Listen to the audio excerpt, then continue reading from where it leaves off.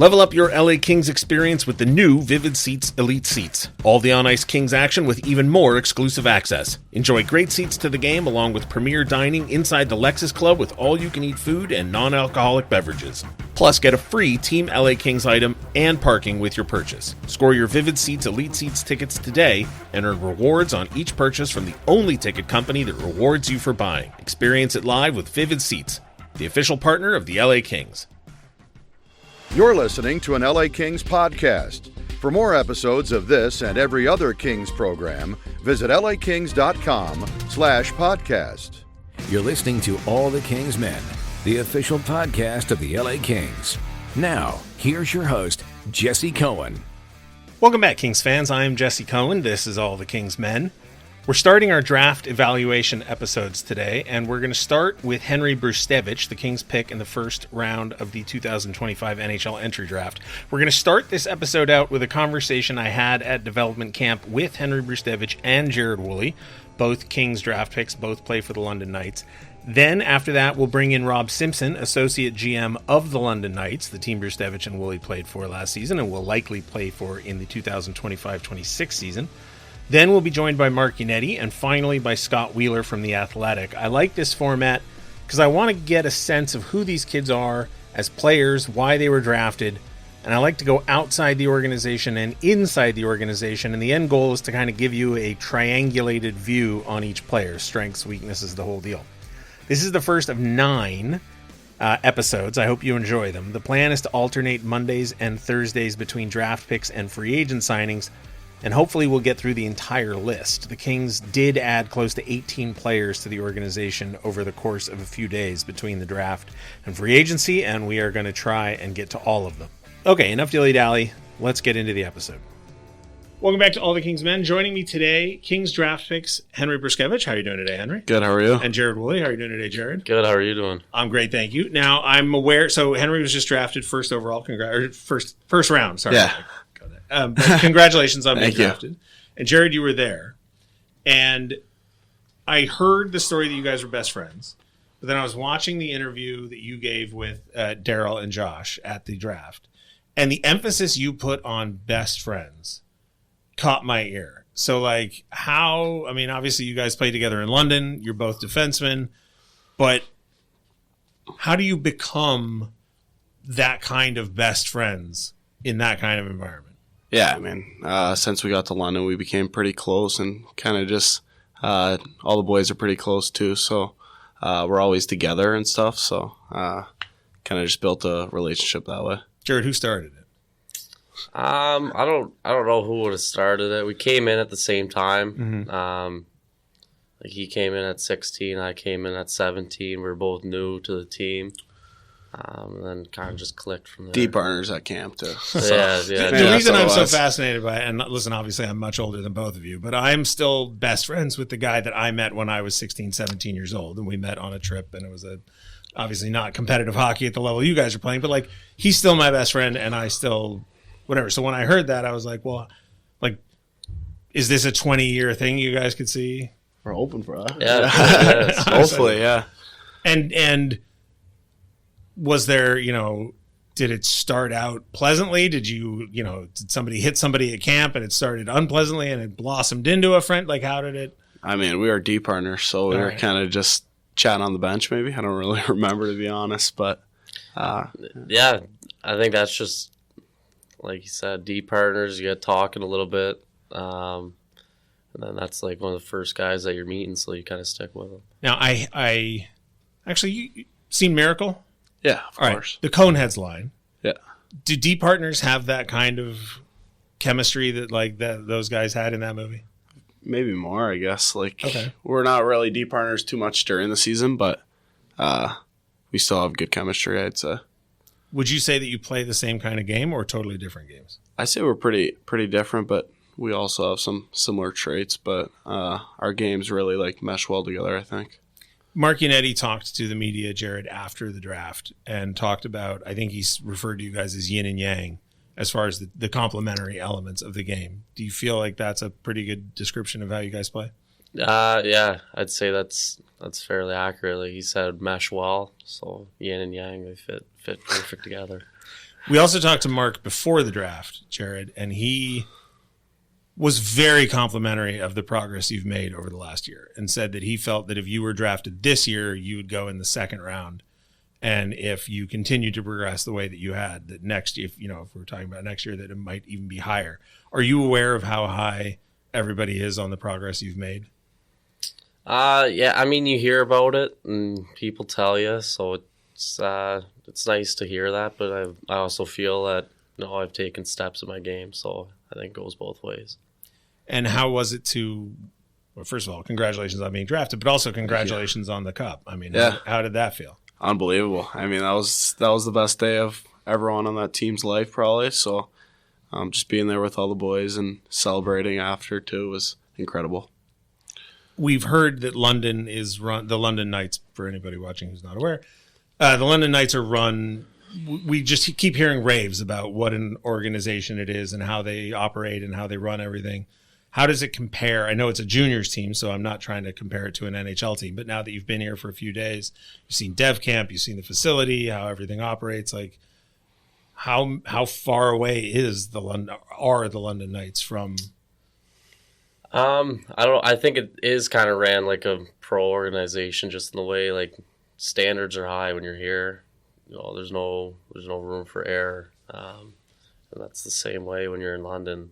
It's obviously a development league and kids are young and learning, but I think the fact that just winning is the only thing that matters, I think that's what sets it apart.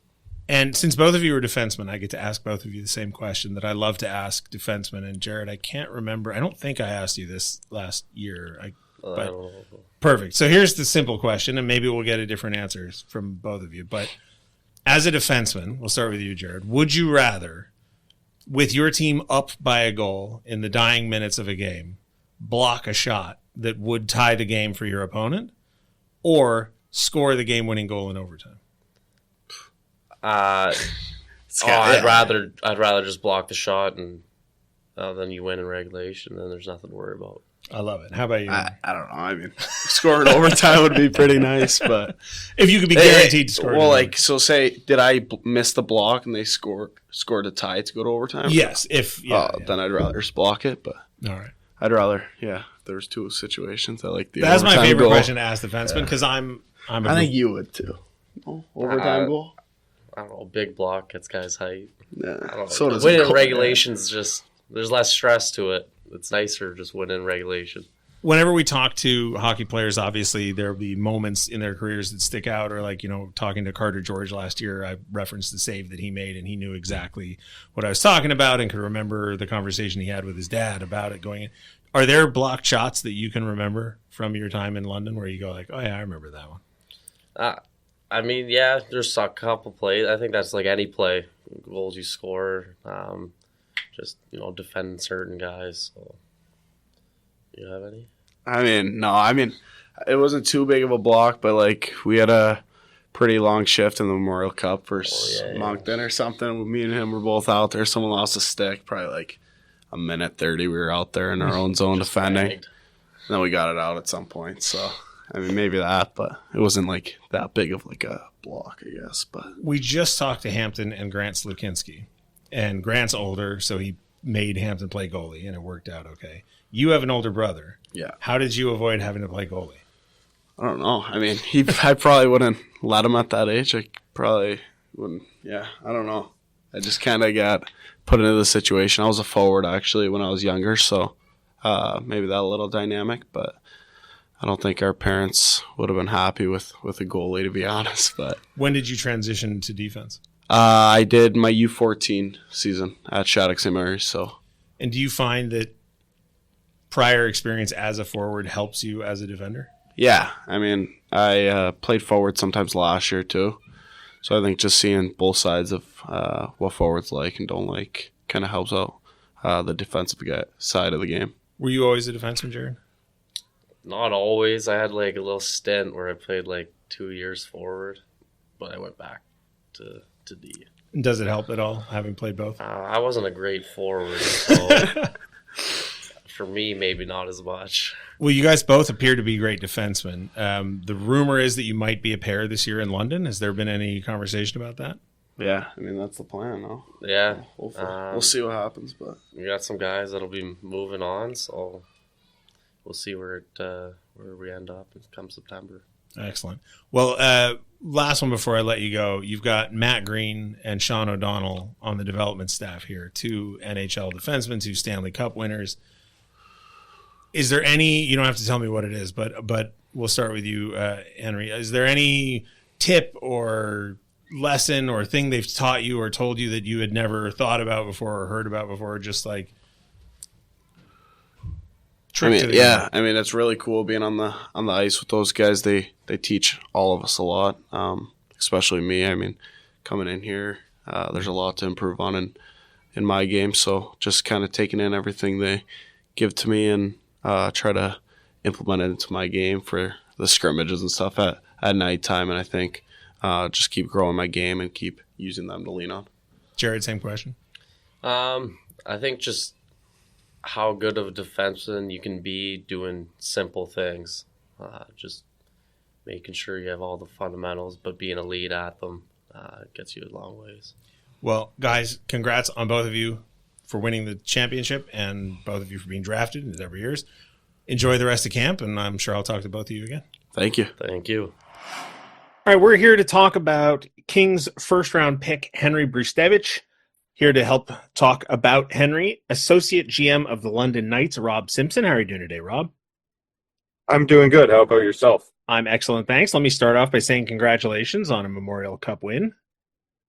Yeah, thank you. It was pretty special season, and it was pretty amazing to be a part of it. Kind of win the ultimate goal with some players that we've been with for 3-4 years. So it definitely makes the summer a little bit more enjoyable. Speaking of some of those players, we talked to you last summer about Jared Wooley. And my assumption when Henry Brzustewicz's name was called in the first round was that the Kings would have been particularly familiar with him because of all the time they spent watching Jared Wooley in London. Did you have a sense that the Kings were interested in Henry as the season progressed? Yeah, I would say, when your season goes on and you have a player that's, potentially a first or second round pick, a lot of the teams are kind of circling, especially where Henry was kind of projected to go. You get into a point where they're probably going to interview with almost every single team because, if he's not in that late half of the first, he's going to enter the early second where some of the high picks in the first round have their second round picks. And, LA was obviously around and, with Jared Wooley and monitoring his progress and signing him in season. So, you kind of have a feel that, maybe they're one of the teams that has some vested interests, or at least they'll know him maybe better than some of the other teams because their development scout's going to be there watching Jared at the same time. So in trying to find out as much as I could about Henry, I started to see 2 different sort of narratives form that I'm not used to being in the same player.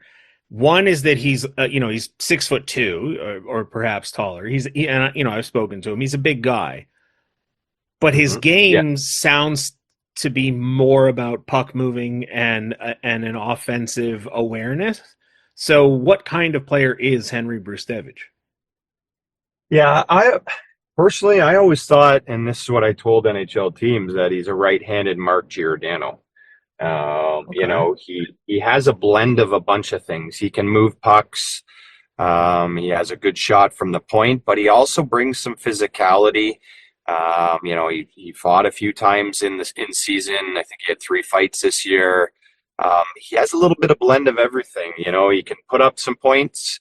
Is he going to be a 90-point or 80-point NHLD like, Carlson? No, but he brings offense from the back end, but he has a nice blend of some physical tools and some physicality in there as well too. And, he's kind of like a Swiss Army knife. He can do a little bit of everything. And, he has good hockey sense. He understands, where pucks should go on the breakout, or good timing when to jump into the rush to create offense. And, I think he's very adaptable as well. In season, we asked him to play, 1-2 pair at times, sometimes 3-4, sometimes 5-6. And, he could be put into any role, and he accepted that and could excel at it. And, even in the final game against Medicine Hat, he moved up into the top 4 and, was playing against the best players in the country and did an exceptional job in that final game when he was thrust into that moment. So I think there's a lot to like, and a lot that, LA obviously saw in him to draft him in the first round. The only opportunity I've had to see him play live was at the recently concluded development camp here in LA. And I got to see him skate in 2 scrimmages, maybe 3. Yep. And what I saw was a patient, mature, but also aggressive, not aggressive, but not timid on the offensive side of the ice. Offensive defenseman. He could step around people trying to skate into him to take the puck away. He could leave his own zone. He could navigate the neutral zone. He could, hold on to the puck when he needed to, pass it when he needed to, and get his shot off when he needed to. And I'm looking at the list of his strengths according to the Hockey Writers draft profile, and it's shot, first pass, skating, edge work, and speed. Does that sound like the Henry Brzustewicz that you know? Yeah, I think so. I think what you described there kind of hits the nail on the head a little bit with Henry, and it just kind of talks to his hockey sense and his understanding. Like, he has the skills and the talent, but he just knows how to play the game within what he does well, like jump into the rush and bring offense from the back end. He knows when he needs to move the puck quickly, and he knows when he's got a guy where he could maybe slip out of trouble and do more with it. So I think, I think obviously his brother being drafted, playing in our league, and, playing NHL games this year helps, because he's probably has more maturity to his game, much like a, player that's, has a father that played in the NHL. They've just been around the game a little bit more, so they know, what to expect, and they know some of the things on the ice, what works, what doesn't. And Henry's kind of got that in him, where he can figure out the game within the game quickly and while it's going on, and adapt and move from there. In that vein, the London Knights have the reputation of being a professionally run organization that rubs off on younger players and makes them better than they might ordinarily have been.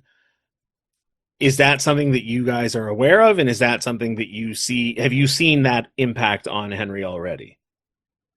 Yeah, I think, him coming in at a perfect time with, Sam Dickinson and Oliver Bonk ahead of him, you couldn't have helped him more. I think, the professionalism, the dedication, the smarts, and the character people that those guys are with helping younger players learn the league and learn how to be successful, just as much as our staff and management have done a lot. I think having those guys that you look up to that are your peers, help them push him along, has done, so many good things for Henry. And, when you have 2 stalwart D like that, are exceptional and play 30 minutes a night, and you got to watch those guys and play with them, I think that's going to help your development so much.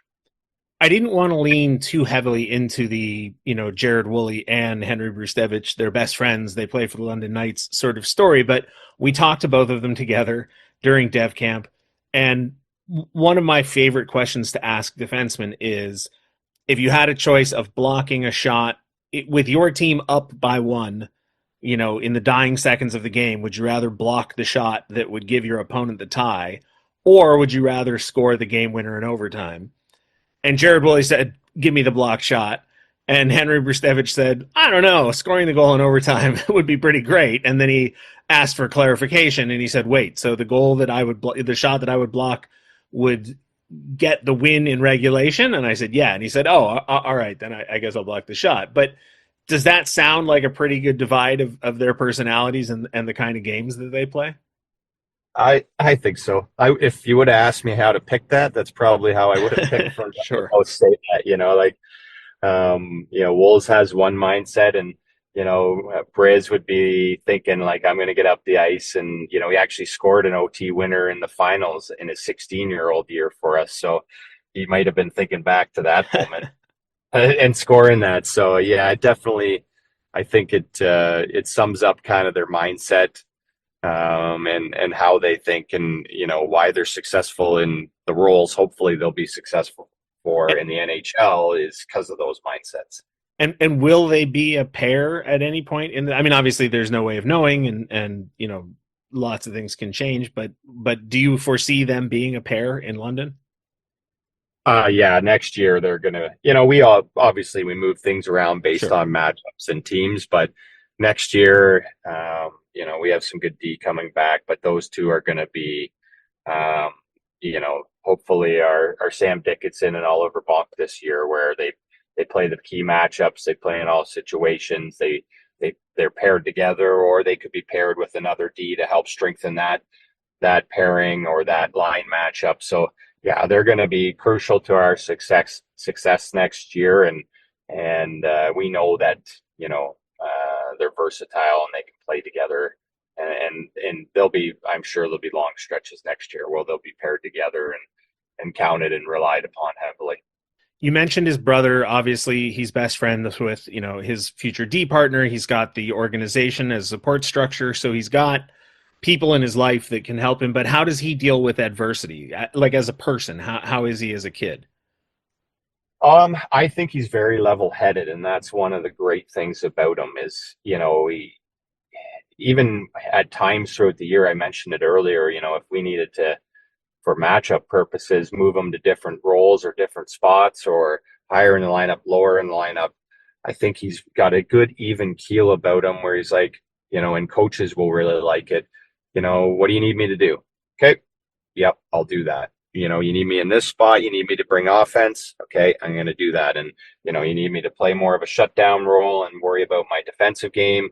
I'll do that for you. So he has, with any kind of adversity or any changes in his life, I think he handles them very effortlessly, and he's able to be adaptable very well. And I just think that's such a great quality for any player to have, and he has that. If we were to talk again 10 years from now, and Henry Brzustewicz were to be an established NHL player, what are the areas that you would look back on and say, oh, well, he fixed this, he fixed that, and then the sky was the limit for him? You know what? I think he's continued to work on his pace of game, his mobility, and his transition. I think, when he first came in, that would have been something that we talked to him at, 16, that he needed to improve on, and he took huge steps. So I think just that the NHL game's so fast nowadays, and I think that is going to be something that, he'll continue to work on. It just comes with strength. He's got a good stride and a good base underneath him, but I think that's something that, that'll be something that he's going to continue to work on, that, will lead to him having a long NHL career. Well, listen, I am far from a scout. I am far from an NHL evaluator, but when I watch the scrimmages at Dev Camp, I rarely look for anything specific. I just sort of wait to see if I see something that, impresses me, for lack of a better term. And Wooley and Brzustewicz as a pair both gave me something that made me sit back and go, wow, okay, those guys look a step ahead of everybody else. So thank you for joining us, Rob. Really appreciate it. Congrats again on the win, and best of luck to you in the coming season. Thank you very much for having me, and have a good day. Ever wonder what top athletes eat to perform at their best? Superfood Direct, the preferred catering partner of the LA Kings, is here to fuel your game. For athletes, nutrition isn't just fuel, it's the key to peak performance. Superfood Direct delivers chef-prepared meals that help you build strength, boost endurance, and recover faster. With over 11 years of experience, every meal is balanced with the perfect mix of proteins, carbs, and healthy fats to power you on and off the ice. Ready to fuel your greatness? Visit superfd.com/direct and get 20% off your first order with promo code LA20. That's LA20. All right, we're here to talk about the players selected by the LA Kings at the 2025 NHL Entry Draft. Joining us to help out, Mark Yannetti. How are you doing today, Mark? Doing good. How are you guys? Excellent, thank you. And featuring Zach Dooley. How are you doing today, Zach? Doing great. Ready to go. We're going to start in the first round, Mark, because that's the order that goes in. taken with the 31st overall pick. By the way, I should say Mark is the director of amateur scouting for the LA Kings. If you're listening to the show, you know who he is. But anyhow, for 31st overall, Henry Brzustewicz. Before we get into Brzustewicz, you traded down again in the first round. Mm-hmm. Was he in a tier, or did you have a pretty solid sense that that was the player? Both. I think I said it in Hoven's podcast. We had a safety valve that all the models said would be there. And then in all our predictions, Brzustewicz was the second most likely and very, very likely to be there. So we had a high level of confidence that Henry would be there, both at 24 and at 31. And then we had one other player in the tier that we thought for sure would be there. I mentioned that he went pretty quickly after. The safety valve went pretty quickly after, so there was some anxiety from that. But the models, again, the models were pretty dead on. As I said, a little more anxiety this time than last time, but they still held true. So he was in a tier, and he was also the player we thought we would get. When you're taking anybody, in the second half of the first round or the last third of the first round, is there any thought by the drafting team given to the ceiling of that player or what that player might likely turn into? I mean, we talked to Scott Wheeler, Zach and I did yesterday, and I think Zach, correct me if I'm wrong, but I think Scott said, maybe top 4 defenseman, but it sounded like second pair. Wait, maybe top 4? Well, he seemed pretty confident the top 4, but that's his floor. If this guy hits, if this guy's a D4, we messed up. Okay. Like my question isn't if he's a D4. My question is this guy become a D2. Okay, that's great. So what about him translates or pans out to D2? Well, okay. So again, there's no weakness in his game. And again, sometimes when you say that, there's another guy we'll come to later. Sometimes when you say that, you get to that jack of all trade kind of blandness. And I want to make sure that that's not what I'm portraying.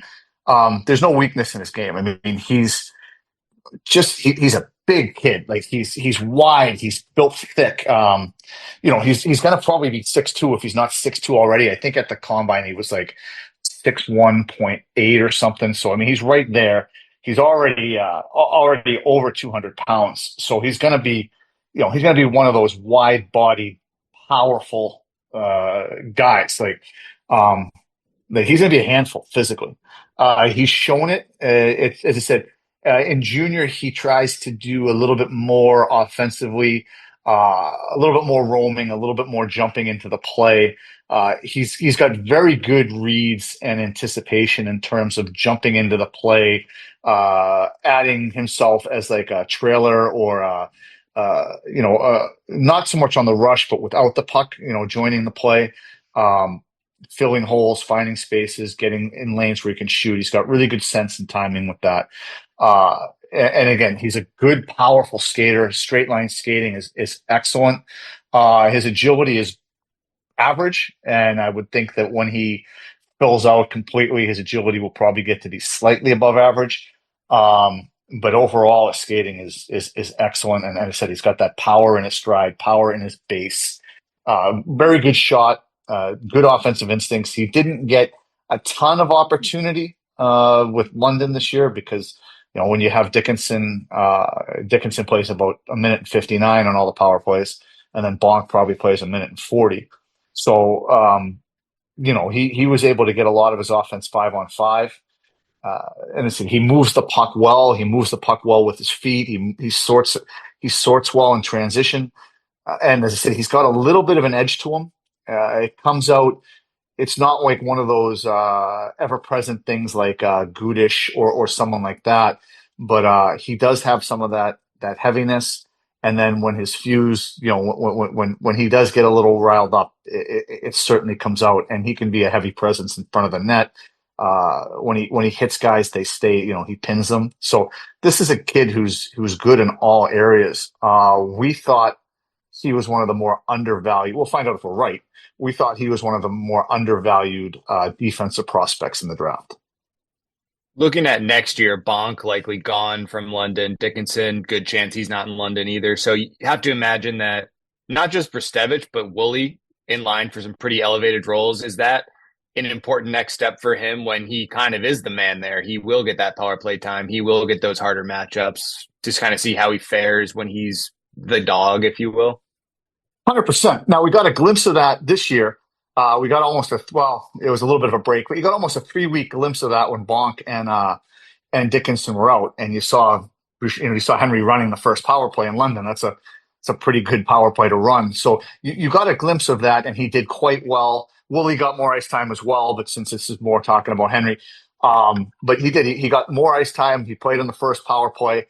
I said before, London didn't miss a beat when those two guys inherited the ice time and the void that was left by Dickinson and Bonk leaving. So, you already got a microcosm of their success, albeit, as I said, it was, a 3-week period, but you saw it. And various times when they were resting Bonk and Dickinson in the stretch run, they were managing their minutes. Same thing, you saw it again. And London didn't have a whole lot of losses when those guys were out of the lineup. So as I said, it speaks to London's depth, but it also speaks to, Jared and Henry stepping into those roles and performing.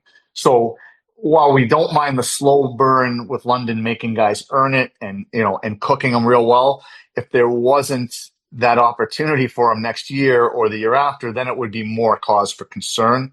But as London has showed in the past, they slow cook them and then they jam them into the lineup and play them 30 minutes. So everything seems to be aligning. Obviously, if Dickinson and Bonk can make their respective AHL and NHL teams, it's a good thing for us. So maybe not so much for London.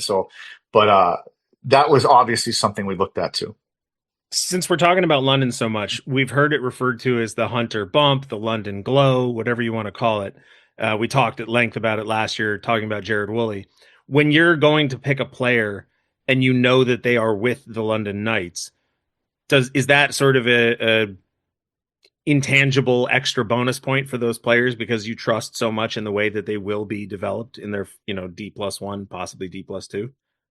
I think so. I mean, again, we talk about London a lot because, they've earned it. The Hunters flat out get it. You know what I mean? They just get it. They're excellent hockey people. They're people. And again, people sit there, the work that those two guys do and the drive those two guys show, underneath it all, like it's you have to look to see what they're doing. Sometimes they don't advertise how hard they work like some other people. I said it's not just the Hunters. There's other programs, but they're in the top tier. And whenever you can have your prospects be with top tier hockey people, that's team is also in the top tier. I mean, you can't guarantee that it's going to happen, but it's always nice when it does. Looking ahead to this year, I saw this morning invited to Team USA, World Juniors. Thoughts on his potential chances this year, or maybe looking more as kind of like a lock for the 27 tournament? It's hard to say. I mean, you got a couple returners. I mean, Hensler will be back. Kleber will be back. I think Hudson will be back. That's 3. Then you got guys like Rombach and Fiddler from this year. You got Emery, who wasn't selected but is right there. I think Hunter has a chance. I think he is on equal footing with the people I just said that aren't returning. But it'll really depend on his performance. He was only okay in the last showcase. Now he's a draft, he was a draft eligible guy. Those guys don't usually do well in the showcase. So this will be a big deal for him to show how much he's grown, how much he, if he shows the level of growth he did at London here, I think he'll put himself in a good position to make it. But as I said, like making those teams is great. And believe me, I want to have all our guys in those teams just to be exposed to that level of play and the competition and all that. But I mean, different teams are coached differently. They look for different things. I mean, Tyler Toffoli was never chosen for a World Junior team, and he led Canada. He led the whole CHL, not just the OHL, in scoring one year when he wasn't taken. So some of that stuff I take with a grain of salt. But yes, I would like him on the team, and I think he has a good chance to make it. Final question about Henry Brzustewicz, and it's more about your process, Mark, than anything else. When I saw that Brzustewicz was the pick and he was from the London Knights, my first thought was, oh, I wonder if they saw him as a result of watching Jared Wooley. But then hearing you say that there's no weaknesses in Brzustewicz's game, then my question becomes, oh, I wonder if they learned about Wooley from watching Brzustewicz. Are these two guys on separate I mean, like, I don't know what the scouting process is, but it seems like everybody's on their own track and you're not really learning about guys because of other guys. It does happen. Not in this case. I mean, it does happen. Mikey Anderson was a guy that we kind of, it's not a guy that we wouldn't have discovered, but we were going in to watch an opposing team's player. Now, Mikey was on our radar, but we were going there specifically to watch an opposing team's player who was rated in the top 35. And Dean and I just kept looking at each other like, we kept talking about Mikey. And then Tony went in and said, hey, you got to go see this kid, Mikey Anderson. So that does happen. But in this case, it's completely different things. Brian saw Wooley playing tier 2 and liked him. We were actually upset when Wooley went to London because we thought that he would be a little bit more of a secret, a little bit more in the background. We were a little concerned. That's kind of why we moved up for him. We were a little concerned that he wouldn't be as secretive. But like Brzustewicz, like Brian had a list this year. I leave Schaefer out of it, but with Aitchison, Reed, and Brzustewicz, like these are the guys. These are the OHLD you need to come in and see early and often. All right, we're going to start our summer project of looking at the draft picks made by the LA Kings of the 2025 NHL Entry Draft. Joining us to help out from the Athletics, Scott Wheeler. How are you doing today, Scott? I'm doing well. I'm just, as we're recording here, I'm just getting ready for the World Junior Summer Showcase and the Holinka and the rush back into hockey season here. Boy, no rest for the weary, eh? No, I don't get the typical breaks in my schedule that my colleagues do. Obviously, at the summer side of the off season, quote unquote off season, you've got the Holinka and the World Junior Summer Showcase, and then you're right into rookie tournaments in early September. So I don't typically get a ton of break there. And then obviously at Christmas time, when everybody tends to take some time off during the NHL's holiday break, I'm off to the World Juniors every year. So it's a bit of a unique calendar on the prospect side, if you will. And of course, featuring Zach Dooley. How are you doing today, Zach? I'm disappointed that Scott doesn't get his 2 months off at the cottage like it seems like everybody else who works in the industry does. It's funny, Scott. I was just watching a video on TikTok, and it was Roy Wood Jr. talking to, I forget who he was talking to, but he was talking about his time at The Daily Show. And he said, Trevor Noah said, you don't have to say yes to everything we ask you to do. And he said, yeah, I do. Because if I say no, then you'll stop asking. And then I just disappear into obscurity. And, it's hard to do the work, but there's a bit of that in our industry too. Yeah. We've got as you guys know, a sick group of readers at The Athletic who just crave it and crave it and crave it and are in the comment sections asking for more when it's not being served to them on a platter on a daily basis. So we've got to balance when people at our company take their time off and make sure that not all of our reporters on the hockey side are taking weeks off at the same time. And it's a complicated web in our industry and in every industry to feed the beast, if you will. So I'll take a week off between the summer showcase and Holinka. There you go. So I'll get up to the cottage, and I'm spoiled that way. My parents live up in cottage country, so we like to get up there, and looking forward to that. But no, I'm not Pierre LeBrun at midnight on July 1st, where I just vanish for the summer and you don't hear from me. Not yet. Someday, maybe. No. No? All right. Well, let's dive into the draft picks because the Kings made 9 of them, and we don't want to take up your whole day talking about 9 different picks. So let's start in the first round with Henry Brzustewicz. Zach and I were just chit-chatting right before you hopped on. It seemed like prior to the draft, you had him ranked lower than where he was taken, but afterwards, it seems like you felt pretty decent about the pick.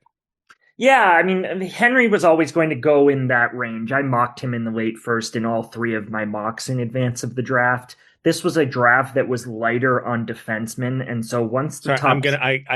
I'm sorry. When you say mocked him, you mean you had him in your mock draft, not you made fun of him. Yes. Okay. Yes.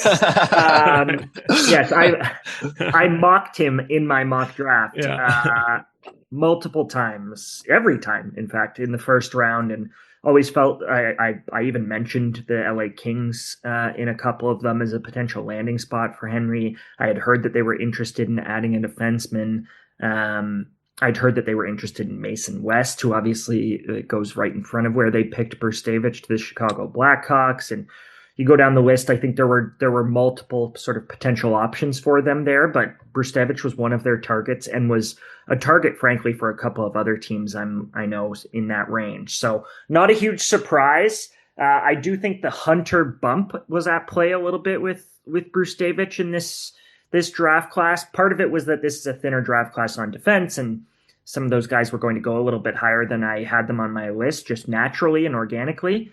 But part of it, I think, is anytime you're a 17-year-old defenseman who's playing 18 to 20 minutes a night in London, that carries weight that it maybe doesn't carry in some other junior organizations, because both Mark and Dale Hunter are so reluctant to use young players in that way. They really like to be patient with their young players in London, ease them into it. You'll seldom see 17-year-old defensemen, especially a little bit more common for forwards, but you'll seldom see young defensemen playing over 19-year-old drafted defensemen who've been in the organization for a year or two longer. So for him to play inside their top 4, now he kind of became more their number 4 into the playoffs, but he played inside their top 4, played much of the season on a pair with Sam Dickinson, who's one of the very best players in junior hockey last year, and really held his own, contributed, scored double-digit goals, was really a big part of what they did and the way that they sort of ran their bench. He played a little bit on the power play. He played a little bit on the penalty kill. He was a regular at 5-on-5. And he had a really solid season. And on top of that, he's a above average size. He's not a big kid, but above average in terms of, and if you guys have seen him around the rink at this point, I don't know if you have, but you immediately notice that he's a really strong, stocky, well-built kid physically. He can skate. I don't think there's going to be a lot of offense there at the NHL level. Like, he's not going to run a power play in the NHL, but he should be able to contribute at 5-on-5 and be a solid two-way defenseman in the NHL if he's developed properly and he hits some important checkpoints. We got the chance to see him last week for the first time, and you definitely do get those same impressions that you talked about. And he sounds like almost maybe like a jack of all trades kind of guy. It's not like he has one standout over the top attribute, but doesn't seem to have like a ton of weaknesses. Is that fair to say with him, where you can see that two-way mold because he kind of is just good at a lot of different things? Yeah, that's a big part of it with Henry. His brother Hunter, who was obviously drafted into the NHL by the Vancouver Canucks and then traded to the Calgary Flames organization, always had a really, really high-end hockey IQ piece that kind of carried him. Henry, I wouldn't say has that element at the same grade as his older brother. There are times in games where he'll look a little sloppy or he'll cough a puck up.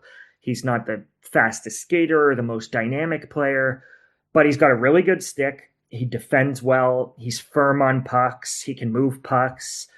He can carry it. He can outlet it. He's got a good first pass. He did show some offense this year, and that he could run a power play at the junior level. And I expect that he'll be a 50-point, 60-point defenseman in the OHL next year, and especially after losing Sam Dickinson and the increased role that he's going to be asked to play with the London Knights. So a lot still ahead for Henry, but I think he probably projects as you're probably hoping he becomes a number 5 defenseman for you, like a number 4 or 5 defenseman for you. And at the very minimum, he's probably a number 6 and playing on your third pairing for a long time. So at 31st overall, I have no quibbles with that. You mentioned the Hunter bump. I've also heard it referred to as the London glow. For those who don't know, Henry Brzustewicz played for the London Knights, which is a widely respected organization. And the way that they handle their players and the way that they run their organization, you mentioned the Hunter brothers. I mean, I've just never heard anybody speak in terms other than glowing about how that organization operates. Does that give you any additional confidence just because he is there? You know, he's there with Wooley, which is another prospect that the Kings drafted last season. So any extra development points for organizational stability, familiarity with the organization because of the Wooley pick, that sort of thing? Well, it never hurts. It never hurts that he's got someone who's going to be a part of the next couple of years in terms of development camps and rookie tournaments, that he'll be with Jared every step of the way. I mentioned that he was kind of their number 4 defenseman last year, and Jared was their number 3, with Oliver Bonk and Sam Dickinson being the 2 big dogs that they really relied on in key moments. And Wooley and Brzustewicz played important minutes for them, and both hovered around 18 to 20 minutes a night for them. Wooley often played closer to 21, 22 minutes a night for them. So it helps, for sure. It helps to have that familiarity. They get to compete with each other. I'm sure once they're both in the AHL at some point that they may even get to room with each other. And not that you need to be making your decisions that way, but when teams look at a roster sheet and they see players playing for the London Knights or the Portland Winterhawks or the Moncton Wildcats or the Halifax Mooseheads or the Quebec Ramparts, the sort of premier organizations in the CHL, there's always an added benefit to that. Just like people on the college side trust Brandon Naurato at Michigan and Adam Nightingale at Michigan State. And the trust has been earned in London. It's been earned over a long, long time. You could say the same about the Saginaw Spirit now under Chris Lazary.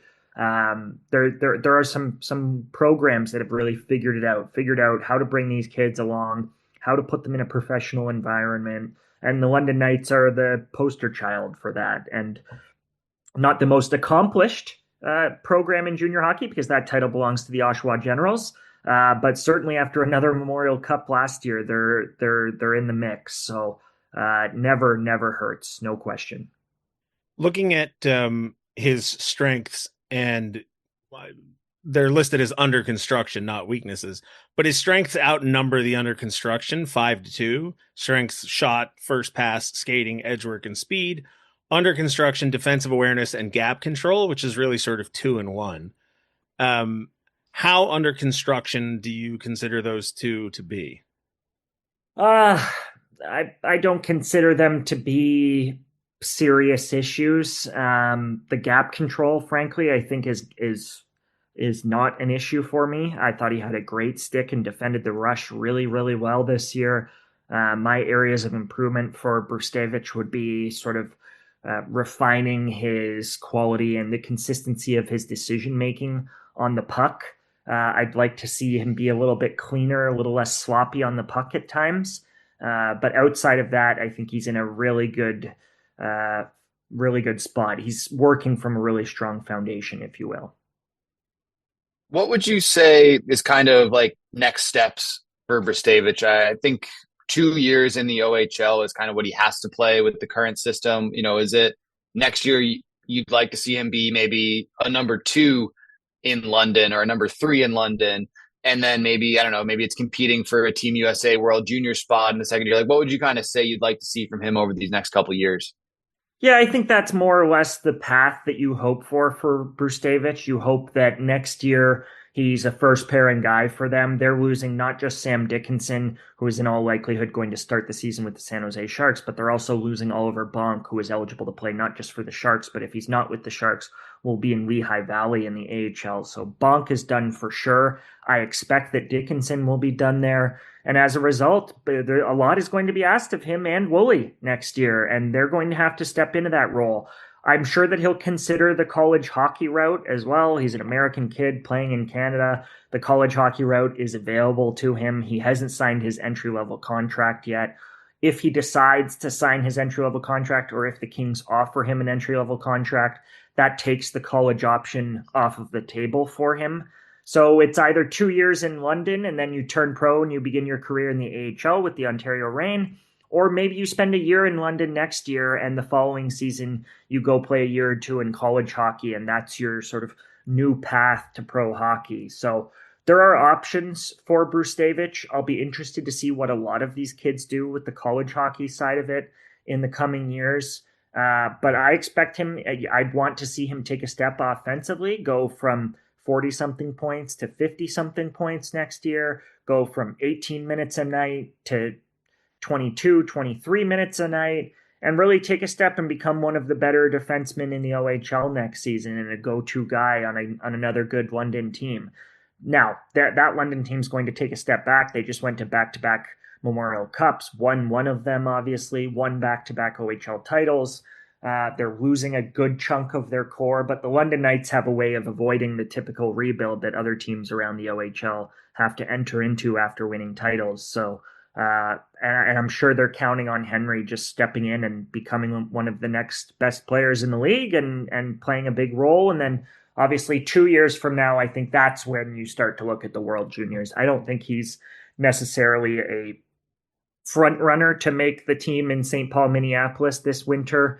I wouldn't be shocked if he made the team. They do have a bit of a weaker blue line in this upcoming tournament than they've had over the last couple of years, with Cole Hudson expected to be the sort of premium blue liner for that team.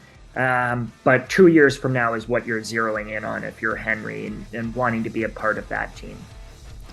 Okay, that is our look at Henry Brzustewicz. Thanks to Mark Yannetti, Scott Wheeler, Zach Dooley, Jared Wooley, Henry Brzustewicz, Rob Simpson. On Thursday, we'll dive into the free agent signings, starting out with Corey Perry. Then next Monday, we'll continue with our draft episodes by talking about Wojtek Cihas. Thanks for listening. We'll talk to you soon.